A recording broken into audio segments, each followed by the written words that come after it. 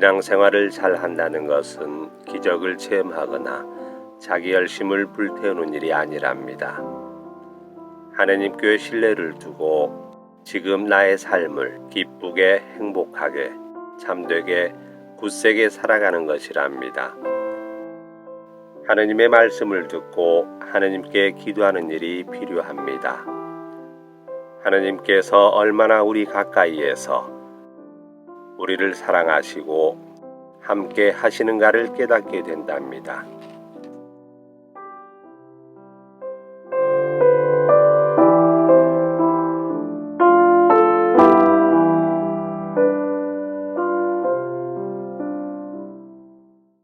기도합시다.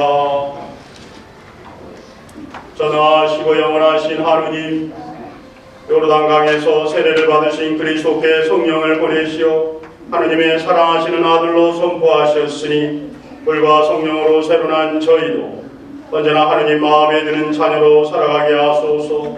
성부와 성령과 함께 천주로서 영원히 살아계시며 다스리시는 성자 우리 주 예수 그리스도를 통하여 기나이다. 아멘. 말씀 전례가 시작됩니다.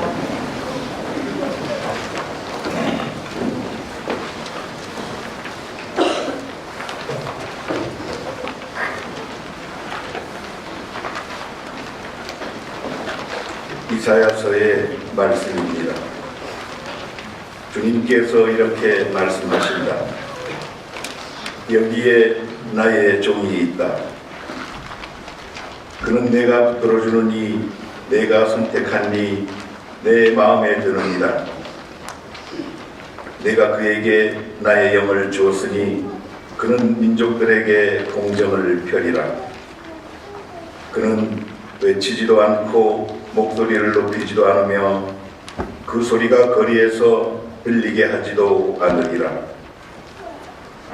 그는 부러진 갈대를 꺾지 않고 꺼져가는 심지를 끄지 않으리라. 그는 성실하게 공정을 펴리라. 그는 지치지 않고 기가 꺾이는 일 없이 마침내 세상의 공정을 세우리니 섬들도 그의 가르침을 고대하리라. 주님인 내가 의로움으로 너를 부르고 내 손을 붙잡아 주었다. 내가 너를 빚어 만들어 백성을 위한 계약이 되고 민족들의 빛이 되게 하셨으니 보지 못하는 눈을 뜨게 하고 갇힌 이들을 감옥에서 어둠 속에 앉아있는 이들을 감방에서 풀어주기 위함이다.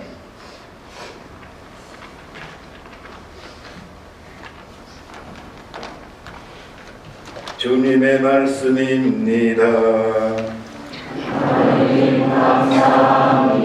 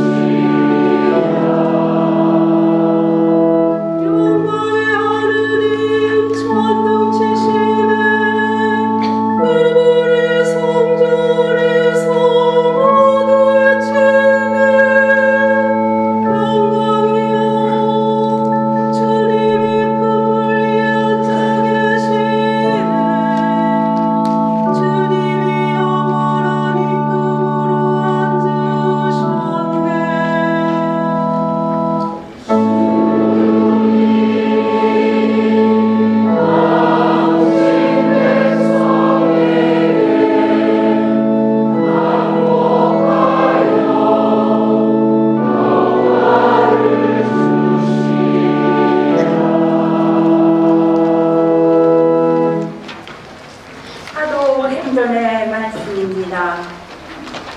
그 무렵 베드로가 입을 열어 말하였다. 나는 이제 참으로 깨달았습니다.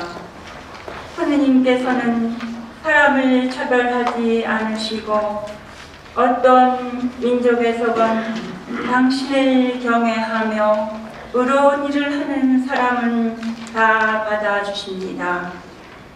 하느님께서 예수 그리스도 곧 만민의 주님을 통하여 평화의 복음을 전하시면서 이스라엘 자손들에게 보내신 말씀을 여러분은 알고 있습니다. 그리고 요한이 세례를 선포한 이래 갈릴레아에서 시작하여 온 유다 지방에 걸쳐 일어난 일과 하느님께서 나자렛 주신 예수님께 성령과 힘을 부어주신 일도 알고 있습니다. 이 예수님께서 두루 다니시며 좋은 일을 하시고 악마에게 짓눌리는 이들을 모두 고쳐주셨습니다. 하느님께서 그분과 함께 계셨기 때문입니다. 주님의 말씀입니다. 하나님 감사합니다.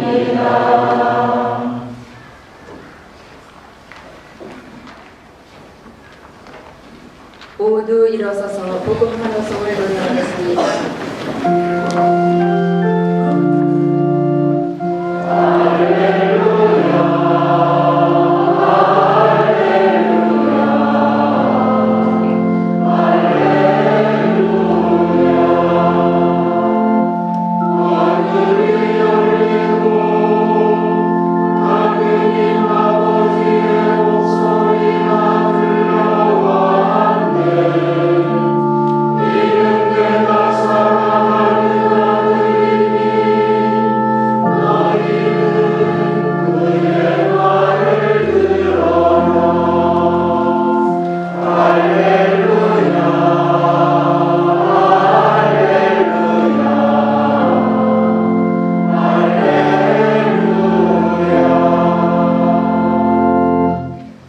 주님께서 여러분과 함께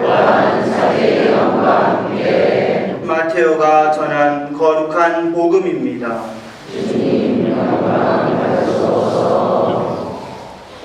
그때에 예수님께서는 요한에게 세례를 받으시려고 갈릴레아에서 요르단으로 그를 찾아가셨다.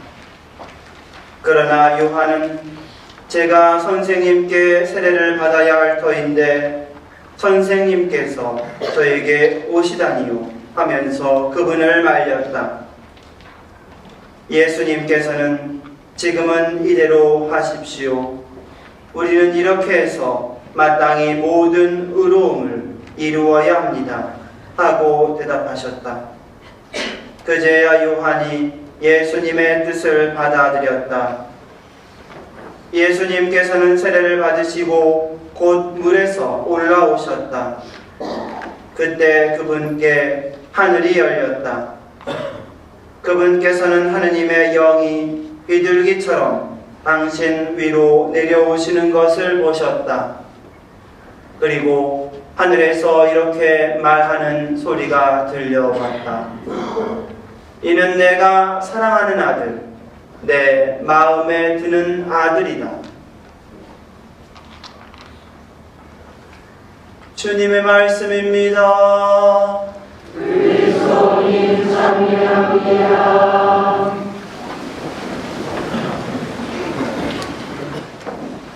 참 예수님 사랑합니다. 오늘은 주님 세례주일입니다. 예수님께서 세례자 요한에게 받은 세례를 기념하고 기억하는 날입니다. 동시에 예수님께서 구세주로서 본격적으로 공생활을 시작하는 출발점입니다. 이로써 우리 교회는 이제 성탄 시기를 마치고 일상생활을 하는 그런 연중 시기를 시작합니다. 이런 뜻깊은 주기를 맞이해서 우리 각자에게 참된 세례의 의미가 무엇인지를 되새겨보고 신자 본연의 삶에 대해서 성찰해보고자 합니다. 오늘 복음에서 예수님께서는 요르단강에서 세례자 요한에게 우리와 똑같은 세례를 받으십니다. 우리와 다른 세례가 아니라 우리와 똑같은 세례를 받으십니다. 그리고 세례를 받으시고 물에서 이렇게 올라오십니다. 그러자 매우 신비한 두 가지 표징이 일어납니다. 우선 화면을 보시면 하나는 예수님을 향해 하늘이 열립니다. 그러니까 화면상으로 보면 이제 이렇게 빛이 샥 이렇게 내리는 거죠. 하늘이 이렇게 열리는 거예요. 그리고 두 번째 표징은 예수님의 머리 위로 성령이 비둘기의 형상으로 내려옵니다. 보이시죠 지금? 그러니까 하얀 비둘기가 성령의 형상으로 그 비둘기 형상으로 성령이 이렇게 예수님께 이렇게 내려오는 거예요. 우선 첫 번째 하늘이 열리는 그 표징은 무슨 의미일까요? 그것은 쉽게 하늘이 허락하신다, 하늘과 통했다는 뜻입니다. 구현해서 설명하면 이제 하늘의 허락하에, 그러니까 하느님의 뜻에 따라 예수님께서 복음 선포를 위한 공생활을 시작할 수 있게 되었다는 뜻입니다. 사실 이 지점에서 우리도 그리스도와 같은 세례를 받음으로써 여러분도 하늘이 열리는 은총을 받았어요. 그러니까 예수님만 세례받으면서 하늘이 쭉 열리는 것이 아니라 여러분도 예수 그리스도와 같은 세례를 받으면서 여러분도 하늘이 열리는 은총을 입었습니다. 이제 우리는 주님의 뜻에 따라 하느님의 자녀가 돼가지고 새로운 삶, 새로운 구원의 여정을 여러분도 시작할 수 있게 된다는 말입니다. 그러므로 우리는 무슨 일을 하든지 누구를 만나든지 간에 여러분이 이제 하느님의 자녀이기 때문에 하느님의 하느님 뜻, 하느님 뜻을 우선하면서 그분의 이끄심에 겸손히 자기의 존재와 자신의 삶을 맡기면서 살아야 합니다. 그 다음의 표징은 무엇일까요? 그 다음의 표징은 예수님의 머리 위로 이렇게 성령께서 비둘기 형상으로 내려오시는 겁니다. 이것은 예수님 안에 성령께서 계속해서 함께 하신다는 뜻이에요. 예수님 안에 성령께서 항상 머문다라는 말입니다. 성령께서 머물면 어떤 일이 일어날까요? 예수님의 그 이후의 삶을 보면 알아요. 그 이후부터 예수님의 삶은 거칠 것이 없습니다. 그러나 나와서 질병에 걸린 이들을 고쳐주기도 하고 더러운 영들을 쫓아내기도 하고 죽은 이들을 살리기도 하고 세리와 죄인들을 친구가 되고 그리고는 제자들의 발을 씻겨주십니다. 이처럼 하느님 나라를 복음을 선포하시면서 사랑과 용서를 가르치는 그런 신비롭고 은혜로운 성령의 역사가 이루어집니다. 이처럼 누구든지 성령께서 임하면 근본적으로 삶이 바뀌어요. 가령 예를 들면 예수님 당시만 해도 예수님이 승천하신 다음에 오순절 날에 이 120명 가량의 제자들이 있었어요. 이 제자들이 예수님이 승천하니까 이제 너무도 삶이 허탈한 거죠. 그리고 두렵고 불안하기도 하고 무섭기도 하고 그래가지고 이들은 그 다락방에 이렇게 모여 있었어요. 그때 갑자기 거센 바람이 불어요. 그러면서 불꽃 모양의 혀들이 갈라지면서 그 120명의 제자들의 머리 위에 각자 이렇게 내려옵니다. 성령이 내려오시는 겁니다. 그러자 그들은 하나같이 성령으로 가득 찹니다. 마치 스펀지에 물이 스며들듯이 성령의 기운이 이 각 사람의 머리에서부터 발끝까지 전부 스며듭니다. 그 순간 이 사람들 각자에게 성령의 역사가 일어나기 시작합니다. 메마르고 텅 빈 제자들의 영혼이 풍요로워져. 우울하고 불안했던 제자들의 마음이 뭔가 견딜 수 없는 기쁨으로 가득 찹니다. 넘쳐나요. 그래가지고 이 기쁨과 희열이 너무도 벅차오르기 때문에 그대로 있을 수가 없었던 거예요. 그래서 두려움과 불안함을 떨쳐버리고 어떻게 합니까? 밖으로 튀쳐나갑니다. 그래가지고 어떻게 합니까? 하나님을 믿으라고. 하나님을 믿으라고. 그래서 주님의 복음을 선포하게 된 겁니다. 이처럼 성령의 역사는 이성과 상식의 한계를 뛰어넘습니다. 놀랍고 은혜로운 영적 세계로 우리를 인도합니다. 신부님, 그런 성령의 우리가 성령을 느낄 수 있는 그 표식이 뭡니까? 물어보는 분들인데 쉽게 이야기할 수가 있습니다. 성령은 어떤 분입니까? 성령은 우리로 하여금 도대체 예수님이 누군지를 가르쳐 주시는 분이에요. 그리고 예수님의 사랑이 무엇인지를 깨닫게 해주시는 분입니다. 그래서 내가 세례를 받은 다음에 신앙이 무엇인지 자꾸 신앙에 대한 관심과 신앙에 대한 열정이 일어나면 이것이 무엇이다? 성령이 역사하고 있다. 어떤 분들은 얘기합니다. 신부님, 저는 왜 미사 때 이렇게 눈물이 자꾸 흘러나올까요? 눈물을 안 흘리려고 해도 자꾸 흘러나옵니다. 뭔가 모르게 표현할 수 있는 기쁨이 막 넘쳐납니다. 뭡니까? 성령이 역사하는 거예요. 또 어떤 일이 있습니까? 어떤 사람은 정말 마음이 정말 어렵고 힘듦에도 자기보다 어려운 사람이 보면 왠지 모르게 막 연민이 생겨요. 내가 그렇게 좋은 사람은 아닌데 그냥 그런 사람만 보면 막 이렇게 연민이 생깁니다. 그래서 성령은 우리로 하여금 예수님이 도대체 누구이신지 예수님의 사랑이 무엇인지를 깨닫게 해주는데 그 깨달음과 동시에 뭔가 표현할 수 없는 기쁨과 뭔가 표현할 수 없는 위로를 이렇게 주는 그것이 있다면 성령이 역사하는 겁니다.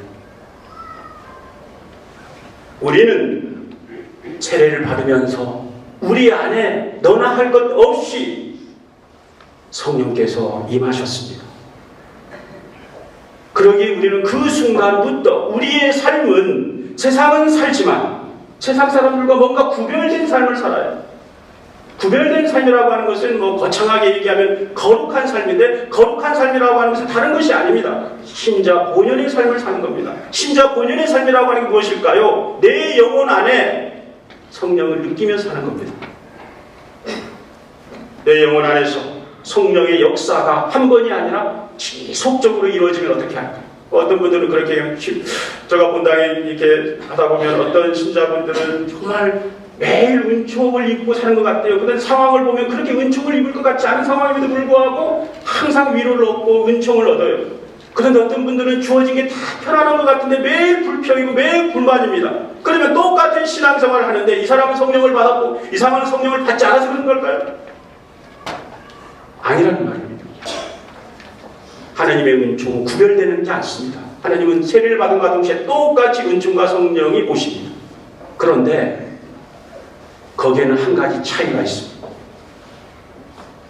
세례받을 때 그 성령이 지속적으로 느끼기 위해서는 한 가지를 해야 돼요. 그게 뭐냐면 매일 매 순간 미사 참석이나 기도나 선행을 통해 가지고 영적 관심과 열정을 이렇게 불러일으켜야 됩니다. 가령 비유를 해보면 성령이라는 자동차가 있어요. 그 자동차를 그냥 세우면 어떻게 합니까? 그냥 세워두면 나가지 않습니다. 아무리 좋은 차도 그냥 세워두면 나가지 않아요.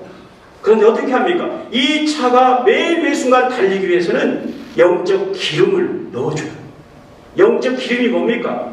그게 미사고 그게 기도고 그거 다른 사람에 대한 선행 실천입니다. 그렇게 했을 때 성령께서는 매일 매 순간 우리 영혼 안에 역사하십니다.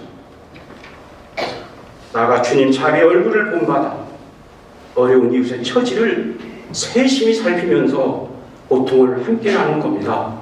이때 성령께서 쉼없이 우리 삶에서 놀라운 역사를 보여주시고 우리는 고통 가운데도 희망과 위로와 기쁨을 얻으면서 신자 본연의 삶을 살아갈 수 있게 될 것입니다.